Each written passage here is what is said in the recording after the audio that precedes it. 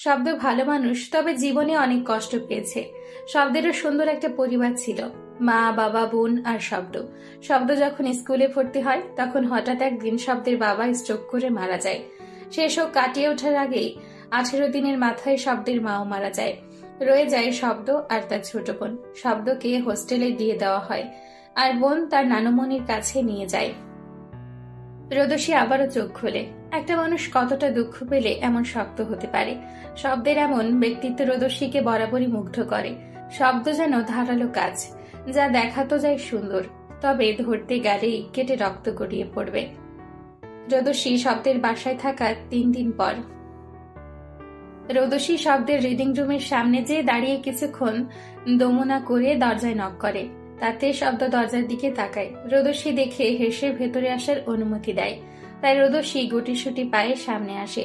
শব্দ চোখে রিডিং চশমাটা খুলে রেখে রোদসীর দিকে তাকিয়ে জিজ্ঞেস করে, কিছু বলবে? বলো। রোদসী পাশে চেয়ারে বসে। তারপর রুমটা ভালো মতো চোখ ঘুরিয়ে দেখে তারপর বলে, আপনার সাথে কিছু বলার আছে। বলো। আপনার আমার পরিচয় না জেনে বাসায় জায়গা দিলেন, এটা কি ঠিক? তুমি অসুস্থ ছিলে, সাথে প্যানিক ছিলে। যেহেতু আমি একজন ডাক্তার, এইসব ব্যাপারগুলো আমার ভালোই আয়ত্তে আছে, তাই প্রেশারাইজ করিনি। দেখো, সুস্থ বোধ করতে এই প্রশ্নটা তুমি নিজেই করলে। আমি এটাই চাচ্ছিলাম আর তুমি সেটাই করলে। রোদসী হাত ছাড়ে, তারপর বলতে শুরু করে, ভাইয়া, আমি বিবাহিত।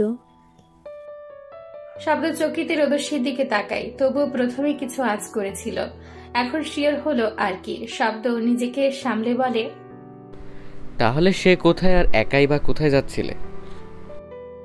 প্রশ্নটা গম্ভীর অথচ সাবলীল শোনালো। রোদসী নিজেকে সামলে তারপর বলতে শুরু করে, মাহাদি আমার এক কাজিন রেদন ভাইয়ের বন্ধু। তাকে আমি ভাইয়ার বিয়ের সময় প্রথম দেখি, কিন্তু দুর্ভাগ্যবশত তার সাথে প্রথম দেখাটাই একটা বাজে পরিস্থিতিতে হয়। এটুকু বলে রোদসী থামে আর শব্দ একটু নড়ে চড়ে বসে। রোদসী শব্দের দিকে চোখ তুলে তাকায়। তারপর থামলে যে? রোদসী একটু শ্বাস ভেতরে টেনে নিয়ে নিজেকে স্বাভাবিক করার চেষ্টা করে। তারপর আবারও বলতে শুরু করে, ওই পরিস্থিতিতে আমি মাহাদিকে ভুল বুঝি এবং ওখানে একটা বাজে পরিস্থিতি তৈরি হয়। ও আমাকে বোঝাতে চায়, তবে আমি ওকে রাগ করে একটা চড় দিয়ে বসি। আমার মনে হচ্ছিল ও নিজে ইচ্ছে করে কাজটা করেছে। কথাটা বলে আবারও নিচের দিকে তাকায় রোদসী। শব্দ হাত ছেড়ে পাল্টা প্রশ্ন করে, যদি কিছু মনে না করো তাহলে আমি কি জানতে পারি সে কি করেছিল? বিয়ে বাড়ি কে কোথায় বুঝতে পারিনি। আমি আমার রুমে শাড়ি বদলাচ্ছিলাম। আমার কাজিনও ছিল সাথে। ওর শাড়ি পরা হয়ে গেলে ও চলে যায়। আমার আর দরজা লাগাতে খেয়াল ছিল না। আর মাহাদি আমাদের বাসায় নতুন এসেছিল, হয়তো ভুলবশত আমার রুমে এসে পড়েছিল। তাই আমি রাগ করে ওকে থাপ্পড় মেরে বসি। তারপর কি করলো জানি না। তারপরের দিন বাবা জোর করে ওর সাথে বিয়ে দিয়ে দেয়। তারপর মাহাদি তাদের বাসায় নিয়ে যায়। থাকলাম, তবুও কারোর সাথে মেশা পছন্দ করতো না। তাই আমি কারোর সাথে মিশতাম না, দেবর ননদের সাথেও না। তারপরও সন্দেহ দিন দিন বেড়েই চলেছে। মারধর তো আছেই। ধীরে ধীরে মেনে নিতে চেয়েছিলাম, তবে ওর 3 দিন এমন পাগলামি পজিটিভনেস আমার অনেক ভয় হতো। আমার মনে হতো ওর কোথাও সমস্যা আছে, ওর ডক্টর দেখানো উচিত, ওর মানসিক সমস্যা আছে। তারপর ওর একজন সৎমা আছে, কিন্তু ও পছন্দ করতো না তাকে, আর না কথা বলতো। আমাকেও কথা বলতে দিত না। ও টোটালি রুম থেকে বেরই হতে দিত না। আমার 3 দিন ভয় বেরিয়ে চলেছিল। তাই ওর সৎমায়ের বুদ্ধিতে আমি পালিয়ে আসি। রোদসীকে এক নাগাড়ে এতগুলো কথা বলে থামল। শব্দ রোদসীর দিকে তাকিয়েছিল। রোদসীকে কেমন অস্থির দেখালো। শব্দ কিছুক্ষণ পর মুখ খুলল। আর তুমি তার বুদ্ধিতে পালিয়ে গেলে? যদি তিনি একটা খারাপ চক্রান্ত করতো, বা তুমি যেখানে যাচ্ছ সেখানে খারাপ কিছু হতো, বা তারা লোকই খারাপ, তখন নিজেকে মাফ করতে পারতে তো? এটুকু বলে শব্দ থামল। রোদসী অবাক হয়ে তাকালো। আসলেই তার এসব কিছু ভাবা হয়নি। সে যদি যেত আর এই কথাগুলো সত্যি হতো তাহলে? ভাবতে রোদসীর শরীরে কাঁটা দিয়ে উঠল। শব্দ আবারও বলতে শুরু করলো, তুমি বুঝেছো তোমার স্বামী অসুস্থ, তাহলে তাকে ডাক্তার না দেখে তুমি পালিয়ে এলে। এটা কি ঠিক হলো? আসলে এটা কি কোনো স্ত্রীর দায়িত্বের নয় যে অসুস্থ স্বামীকে সেবা না করে পালিয়ে এসেছো? আচ্ছা তাও বুঝলাম, এখন তুমি বলো, তার কাছে ফিরে যেতে চাও? রোদসীকে আতঙ্কিত দেখল, সে চকিতে জবাব দিল, না, আমি তার কাছে ফিরতে চাই না। আমি মানছি পালানো উচিত হয়নি, তবে এখন ফিরে গেলে সে আমাকে মেরেই ফেলবে। আচ্ছা বুঝলাম, তাহলে ভবিষ্যতের কথা কি ভাবলে? মানে? এই যে নতুন করে শুরু করবে কিনা বা কিছু? রোদসী জবাব দিল না, চুপচাপ বসে রইল কিছু সময়। তারপর সময় নিয়ে শব্দের মুখের দিকে চাইল, সাহস করে প্রশ্ন রাখে শব্দের কাছে, আপনি আপনার বোনের কথা এখনো বলেননি। শব্দ হাসল, মেয়েটা কথা ঘোরাতে চাইছে, তাই কথা না বাড়িয়ে সে জবাব দেয়, সে অনেক বড় কাহিনী। তোমাকে দেখলে আমার বোনের কথা মনে পড়ে।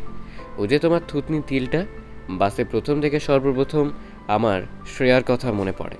1 সেকেন্ডে মনে হলো আমি আমার বোন শ্রেয়াকেই দেখছি। এটুকু বলে শব্দ থামে। রোদসী অনেক অবাক হয়। উচ্ছ্বাস রোদসীর এই থুতনির তিলটা অনেক পছন্দ করে, আর এখানে আরেকজন তার বোনের সাথে মিল পেল। হতাশ নিঃশ্বাস ত্যাগ করে আবারও শব্দের দিকে তাকালো। শ্রেয়া আমার 4 বছরের ছোট। বাবা মা মারা যাবার পর আমি হোস্টেল আরও নানু মনির কাছেই বেড়ে ওঠে। ওর ইচ্ছে ছিল অনেক বড় ফ্যাশন ডিজাইনার হবে, আমরাও মানা করিনি, উৎসাহিত করতাম। তারপর দিন আমাদের ভালোই কাটতে লাগলো। হঠাৎ একদিন শুনি শ্রেয়ার অ্যাক্সিডেন্ট হয়েছে।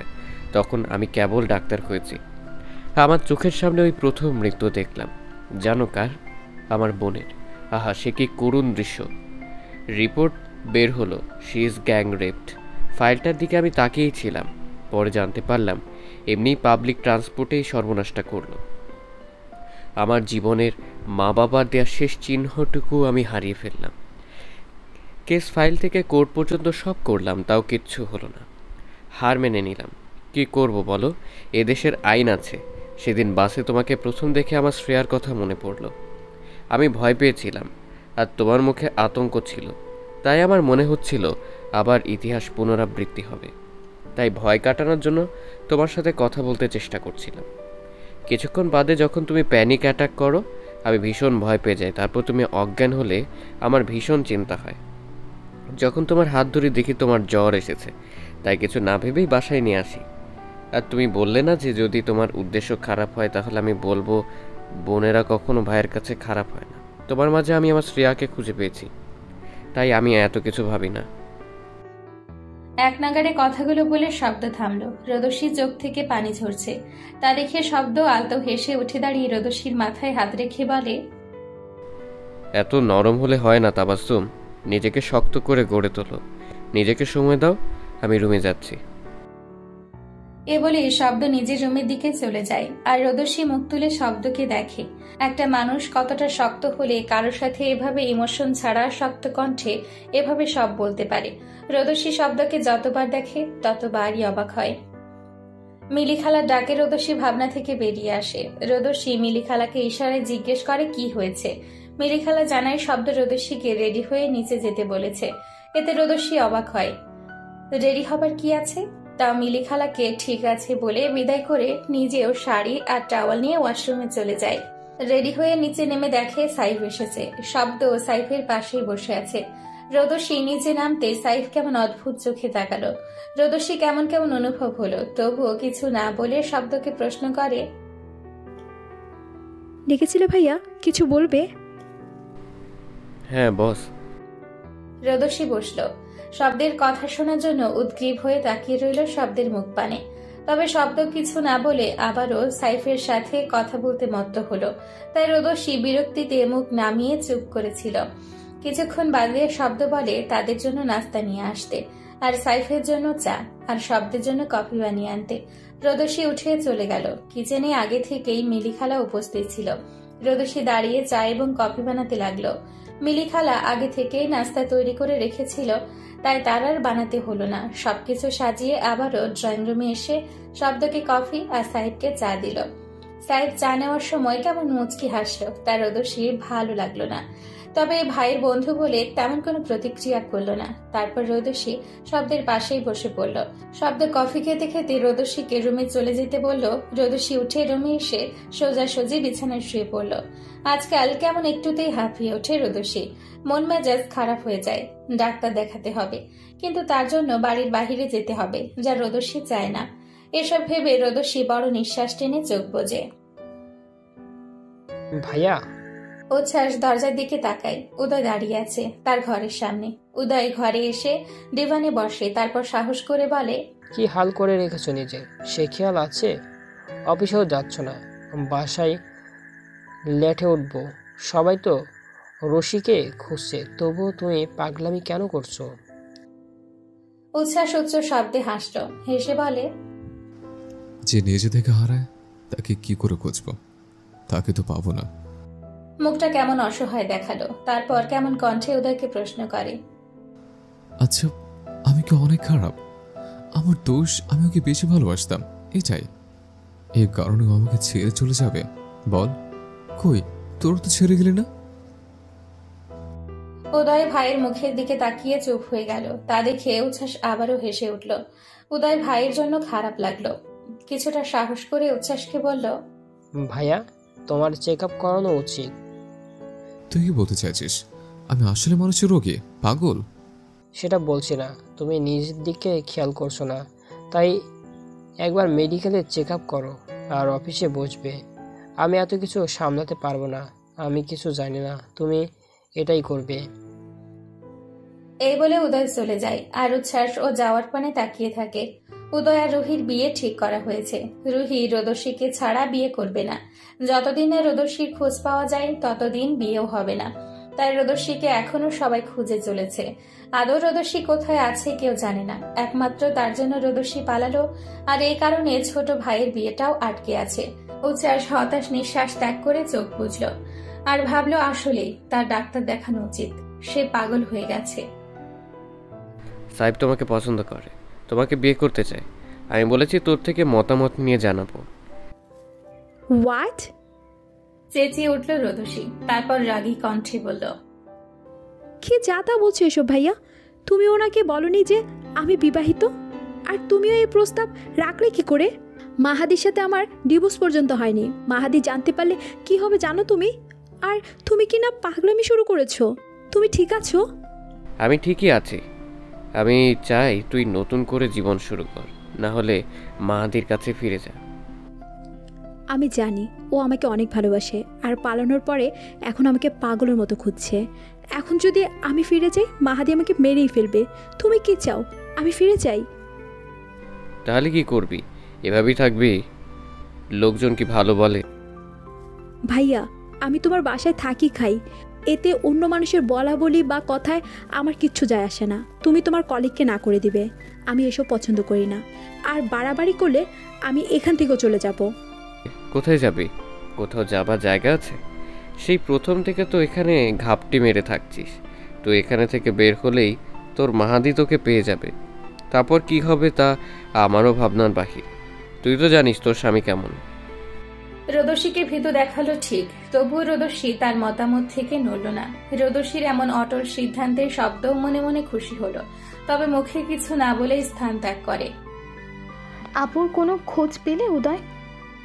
উদয়ের মুখ চিন্তিত দেখালো, তারপর উত্তর করলো, না, খুঁজছি।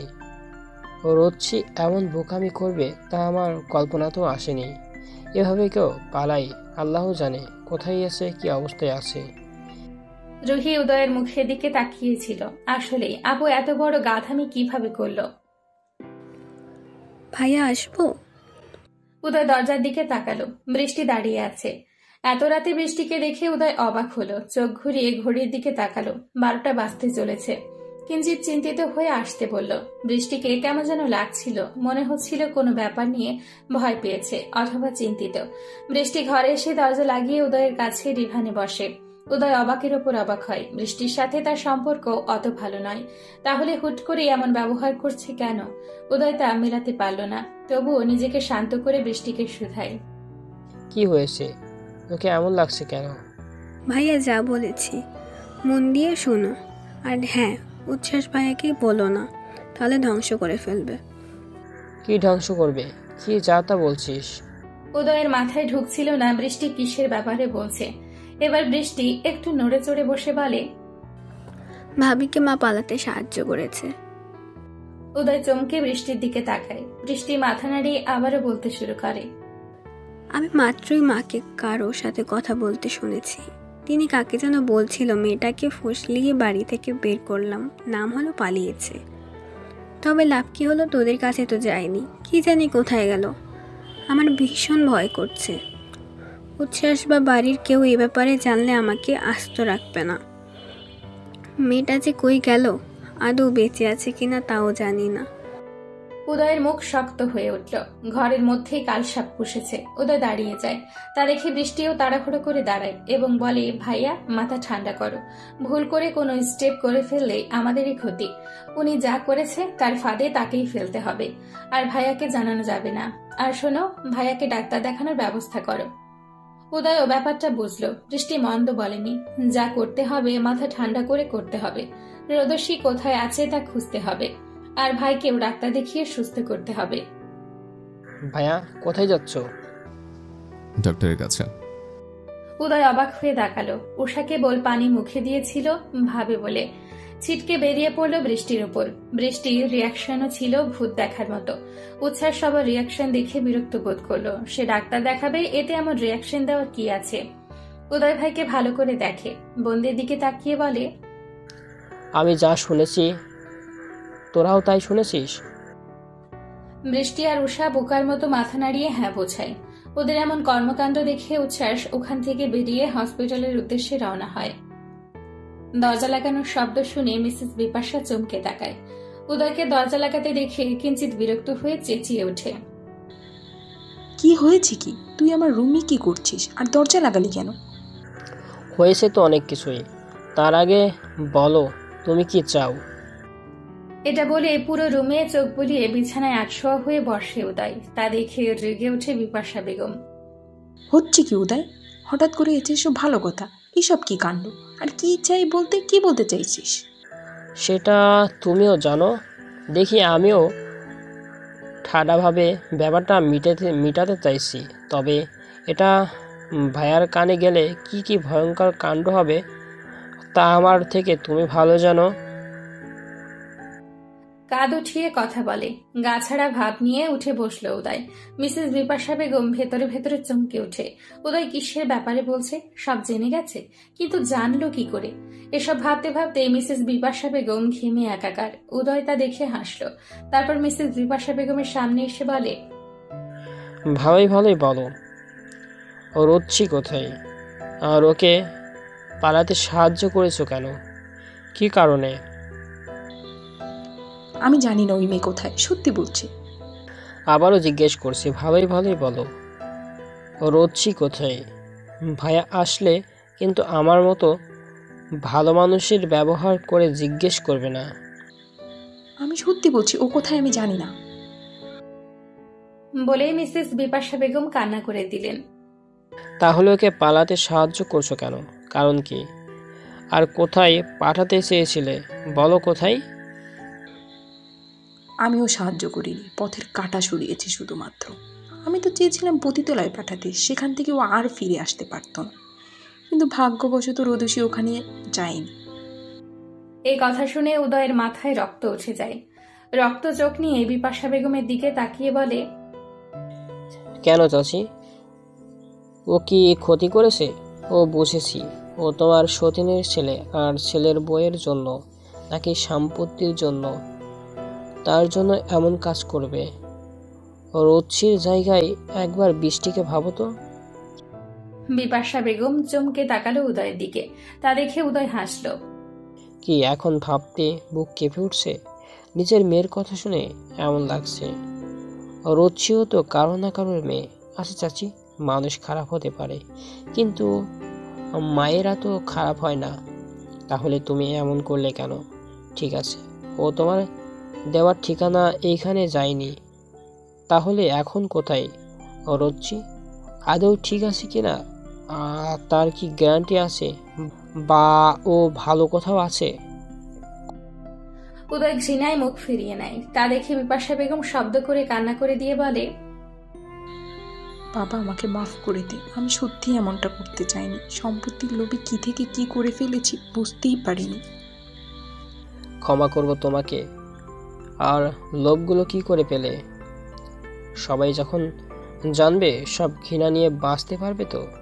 আর বৃষ্টি ওর চোখে চোখে রাখতে পারবে তো? মিসেস বিপাশা বেগম কেমন যেন করে উঠলেন, মুখটা পাংশুটে বর্ণ দেখালো, ঘামতে লাগলেন। উদয় তার মুখ দেখিয়ে থামলো, কিন্তু বিপাশা বেগম আর কিছুই দেখতে পেলেন না। তারপর সব অন্ধকার। ডাক্তার, চাচির কি অবস্থা? ডক্টর মুনিব শব্দ মাত্রই অপারেশন থিয়েটার থেকে বের হতে উদয় শব্দকে উদ্দেশ্য করে প্রশ্নটি করল। শব্দ আশেপাশে তাকিয়ে বলল, আমরা আমাদের চেষ্টা করেছি। উনি কিছুদিন যাবত অনেক চিন্তায় ছিলেন, তাই ব্লাড প্রেশার বেড়ে গিয়েছিল, সাথে স্ট্রোক করেছে। এখন সময় বলে দেবে কি হবে, আমাদের হাতে কিছুই নেই। Excuse me. দূরে বৃষ্টি দাঁড়িয়ে সব শুনছিল। উষাও তার একপাশে বসেছিল। শব্দের কথা শুনে বৃষ্টির কান্নার বেগ বেড়ে যায়। উষা বৃষ্টিকে ধরে বসে ভাইয়ের মুখের দিকে তাকালো। উদয়ের মুখেও চিন্তার ভাঁজ। সময়ের সাথে সাথে মিসেস বিপাশা বেগমের অবস্থা আরো বেগতিক হতে লাগলো। এতে সবাই চিন্তিত হয়ে উঠেছে। তবে উচ্ছ্বাসও মাঝে মাঝে হসপিটালে এসে সবকিছু দেখে যাচ্ছে। বাকি সব কার্যক্রমের ভার পড়েছে উদয়ের ওপর। রাশেদ সাহেব হসপিটালে এসে বিপাশা বেগমের এই অবস্থার কারণ জিজ্ঞেস করলে উদয় জানায়, চাচির কাছে গিয়েছিলাম, কিছু কথা ছিল, কিন্তু সব কথা বলতে পারিনি। তারপর হঠাৎই কেমন যেন দেখলো, ওনাকে হঠাৎ করে শরীরের বিবরণ হয়ে উঠল। তারপর জ্ঞান হারাই। আমি সবাইকে ডাকার পর হসপিটালে নিয়ে আসি। রাশেদ সাহেব শুনলেন, শুধু কিছু বললেন না। আর উদয়ও আর কিছু বলেনি। রোদসীকে নিয়ে যে কথা হয়েছে তার সবার থেকেই চাপিয়ে গেছে উদয়। সে চায় না এই ব্যাপারটা আরো জলঘোলাটে হোক। সমস্যার এমনি অন্ত নেই। এই ব্যাপারে উচ্ছ্বাস জানলে কোনো না কোনো কাণ্ড ঘটবেই, তাই উদয় চায় আপাতত এই টপিক অফ রাখতে। ডাক্তার, আসবো? শব্দ চোখ তুলে তাকায়। দরজায় উচ্ছ্বাস দাঁড়িয়ে আছে। শব্দ সামান্য হেসে মাথা নাড়িয়ে জবাব করে। উচ্ছ্বাসে সে সামনে চেয়ারে বসে শব্দের দিকে তাকায়। তারপর কিছু সময় নিয়ে প্রশ্ন করে, পেশেন্ট কেমন দেখলেন, কি অবস্থা? আমি আগেই বলেছি আমাদের হাতে কিছু নেই। তারপর বলেন আপনার কি অবস্থা। এটা বলেই শব্দ হেসে উঠে, সাথে উচ্ছ্বাসও হেসে উঠে জবাব দেয়, ভালো, তুই প্রফেশনালসদের মতো ব্যবহার শিখেছিস। ফর্মালিটিস, তাই না? ভালোই। তা বল, এই নাটকে কেন? নাটক না বন্ধু, কলেজের পর ওভাবে আর দেখা হলো কোথায়। তুই ব্যস্ত ভার্সিটি আর আমি মেডিকেল। তা বল তোর কি খবর, দিনকাল কেমন যায়? এই তো আছে, ডাক্তার দেখাচ্ছে, আবারও সমস্যা দেখা দিচ্ছে। Anxiety, anger issue? হ্যাঁ, আবারও বেড়েছে। উচ্ছ্বাসের মুখটা পাংশুটে দেখালো। তা দেখে শব্দ উঠে বসে জিজ্ঞেস করে, তুই কি আমার থেকে কিছু লুকোচ্ছিস? কি হয়েছে খুলে বলতো। উচ্ছ্বাস কিয়তক্ষণ সময় নিল, তারপর জবাব দিল, আমি বিয়ে করেছি। Great, congratulations. বাট আমার এই সমস্যার কারণে বউ আমাকে ভয় পেত। পেত বলতে এখন পায় না? পাবে কি করে, সে তো পালিয়েছে। মানে কি? ও আমাকে অনেক ভয় পেত, আর আমি তো জানি সে কেমন। রাগ উঠলে কন্ট্রোল করতে পারি না, তার উপরে ইনসিকিউর ফিল হতো। তাই ওকে কোথাও যেতে দিতাম না, কারোর সাথে মিশতে দিতাম না। তাই ও নিজেও আমার থেকে কুটিয়ে নিতে শুরু করে। আর একদিন দম করে হঠাৎ পালিয়ে গেল। কোথায় গেল খুঁজেই পেলাম না। খুঁজছি এখনো, আর ভাবলাম ডাক্তারও দেখাই। আচ্ছা বুঝলাম, ডাক্তার কি বললো? মেডিসিন চলবে, অনিয়ম করা যাবে না। তাই কর তাহলে। তুই একটু কেবিনে বস, আমি বিপাশা আন্টি রুম থেকে ঘুরে আসি। উচ্ছ্বাস কোনো জবাব না দিয়ে শুধু মাথা নাড়ালো। শব্দ চলে গেল আর উচ্ছ্বাস ভাবতে লাগলো, পৃথিবী আসলেই গোল। শব্দের সাথে উচ্ছ্বাসের হস্টেল লাইফ শুরু। কলেজ পর্যন্ত একসাথেই ছিল। তারপর দুজন দুই দিকে, উচ্ছ্বাস ভার্সিটি আর শব্দ মেডিকেল। তারপর থেকে যে যার মতো ব্যস্ততায়, ভালো যোগাযোগ ছিল না। গতকাল হঠাৎই শব্দের সাথে উচ্ছ্বাসের দেখা হয়। দুজনেই অবাক হয়। আহা, জীবনটা কত অদ্ভুত। আচ্ছা, এমন করে যদি একদিন হঠাৎ রোদসীর সাথে দেখা হয়ে যায়, কেমন হবে? রোদসী কি আবারও চলে যাবে? এসব ভেবে উচ্ছ্বাস দীর্ঘশ্বাস ত্যাগ করে।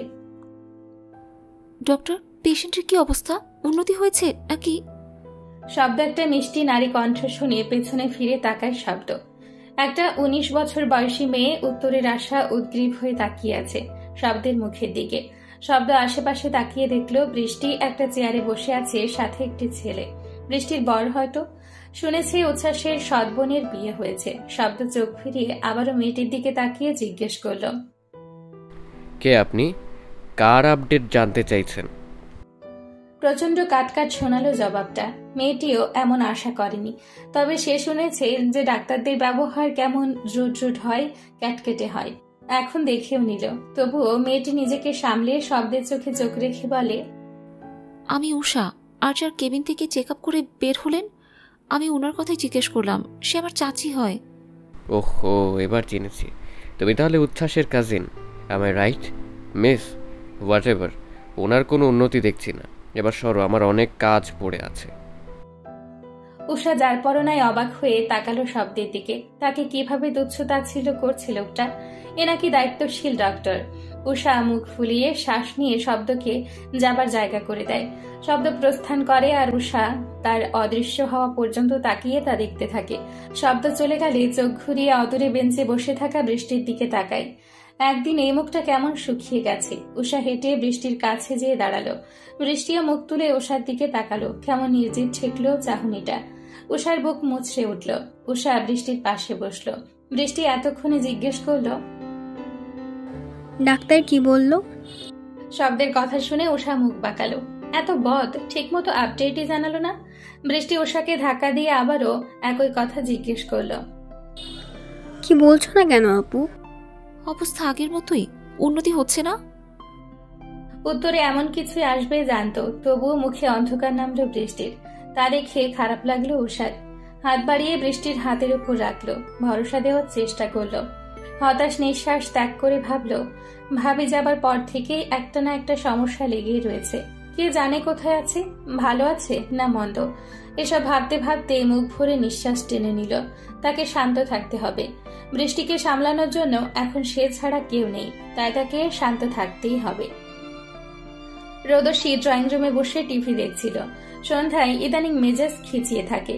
অল্পতেই অনেক ক্লান্ত লাগে, ঘুম আসে, কিছু খেতে ইচ্ছে হয় না। আর জোর করে খেলেই কেমন বমি বমি পাই। কি এক মুসিবতে পড়ল রোদসী। একবার ভেবেছিল শব্দকে বলবে, কিন্তু শব্দ চিন্তা করবে বিধায় বলা হয়নি। এমনই সময় কলিং বেল বেজে ওঠে। রোদসী আশেপাশে মিলি খালাকে ডাকাডাকি করার পরেও কোনো সাড়া পায় না। এদিকে যে ডোরবেল বাজাচ্ছে তারও বোধহয় ধৈর্য অনেক কম। একটু দেরিও সে মানতে নারাজ। এতে রোদসীর মেজাজ আরো খিচিয়ে ওঠে। নিজে কষ্ট করে উঠে বিড়বিড় করে বকতে বকতে দরজা খুলে একটা কিছু বলতে যাবে।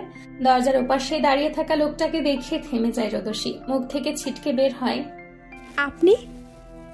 আর কিছু বলার আগেই রোদসীর পা টালমাটাল লাগলো। দরজায় দাঁড়ানো ব্যক্তিও রোদসীর এমন অভিব্যক্তি দেখে অবাক হয়, কিন্তু রোদসী আর কিছুই বলতে পারে না। তার মাথা ঘোরাতে শুরু হয়। কিছু বলার আগেই ধপ করে নিচে পড়ে যায়। দরজায় দাঁড়ানো ব্যক্তি এবার অবাকের চূড়ান্ত পর্যায়ে এসে রোদসীকে দেখে। তারপর এসে রোদসীর পালস চেক করে আশেপাশে কাউকে খোঁজ করে। তবে কাউকে না পেয়ে বিরক্ত হয়ে শব্দকে কল করে। এই সময় সাইফের কল পেয়ে বিরক্তিতে নাকমুখ কুঁচকে যায়। শব্দ উচ্ছ্বাসের সাথে কথা বলছে বললে ভুল হবে। এতদিনের পুরনো বন্ধুকে পেয়ে আড্ডা বসিয়েছিল, তাই অসময়ে সাইফের কল পেয়ে বিরক্তি বোধ করে। উচ্ছ্বাস শব্দের এমন অভিব্যক্তি দেখে জিজ্ঞেস করে, কি হয়েছে? শব্দ জানায় তার কলিগ কল করেছে। উচ্ছ্বাস হেসে জবাব দেয়, কলটা রিসিভ করে দেখ, কোনো সমস্যা হলো কিনা। শব্দ প্রতি উত্তর না করে কল রিসিভ করে সালাম দেয়। তবে সাইফ সালামের উত্তর না দিয়ে আগে জিজ্ঞেস করে, আপনি কোথায়? এমন প্রশ্নে বিরক্ত লাগলো শব্দের। ডিউটির টাইমে সে কোথায় থাকবে? বাসায়? হসপিটালেই তো থাকার কথা। একটা ডাক্তার হয়ে আরেকজনকে এমন প্রশ্ন কোন মাথা থেকে করে? তবুও নিজেকে সামলে বলে, ডিউটিতে আছি ডক্টর সাইফ, হসপিটালে। এবার সাইফ গলা চওড়া করে বলে, তাবাসসুম যে অসুস্থ, তাকে একা বাসা রেখে গেলেন কেন? সে জ্ঞান হারিয়েছে, তাকে আমি পাশের হসপিটালে নিয়ে যাচ্ছি, আপনি তাড়াতাড়ি আসুন। এবার শব্দকে বিচলিত দেখালো। এই খবর শুনে সে দাঁড়িয়ে গেল। উচ্ছ্বাস চোখ দিয়ে জিজ্ঞেস করে কি হয়েছে। কি হয়েছে? শব্দ আসছি বলে কল কেটে উচ্ছ্বাসকে জানায়, আই হ্যাভ টু গো। আমার বোন অসুস্থ হয়ে গেছে, তাকে হসপিটালে নিয়ে যাওয়া হয়েছে। উচ্ছ্বাস তাকে তাড়াতাড়ি যাওয়ার জন্য তাড়া দেয় আর শব্দ হুড়মুড় করে বেরিয়ে পড়ে। কেবিনের বাহিরে উষা দাঁড়িয়েছিল। হঠাৎ শব্দকে এমন তাড়াহুড়ো করে বেরোতে দেখে অবাক হয়ে শব্দকে দেখে, তবে এদিকে শব্দের কোনো খেয়াল নেই। তার মনে একটাই প্রশ্ন, হঠাৎ রোদসীর আবার কি হলো? Hello dear viewers and listeners, গল্পটি ভালো লেগে থাকলে লাইক কমেন্ট করে জানাও এবং আমাদের সাথে থাকতে আর প্রতিদিন নতুন নতুন গল্প শুনতে অবশ্যই চ্যানেলটিকে সাবস্ক্রাইব করো। Thank you.